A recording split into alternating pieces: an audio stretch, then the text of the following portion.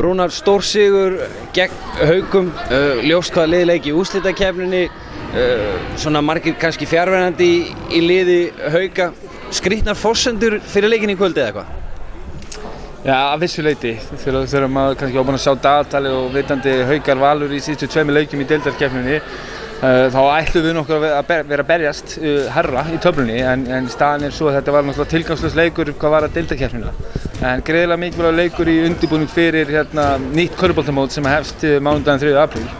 Og bara við tókum mjög stór skref í það að verða töluvert betra körfuboltalið á parkettinu hérna í kvöld.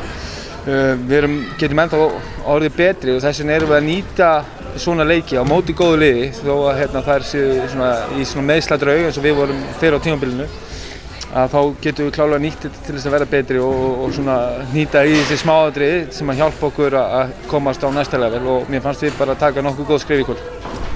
Nokkuð góð skref segiru, það er 1 leikur eftir að deildarkeppninni og þið eruð á 6 leikja rönni. Finnst þér vera komin einhver kunnulegur taktur í lið? Já. Og við erum svo sem alveg búin að vera að finna það eftir að við svona fengum allar heilar og fórum að spila.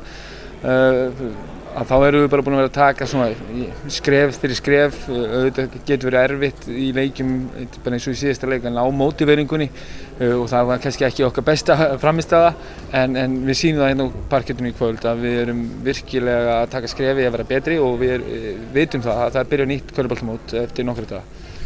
Meiðsli og annað vesen, það hefur líka sett sér ekki í reikningin hjá Njarðvíkingum, og í kvöld heldur þú fram 2 mjög ungum leikmönnum sem fengu að stíga sín fyrstu skref.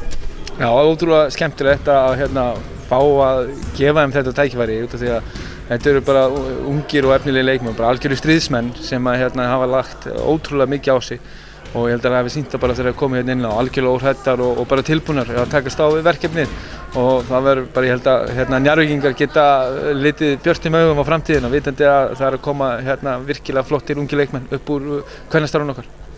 Rúnar, vegnaði vel í framhaldinu, við fylgjumst grannt með, gangi mála. Takk fyrir sömuleiðis.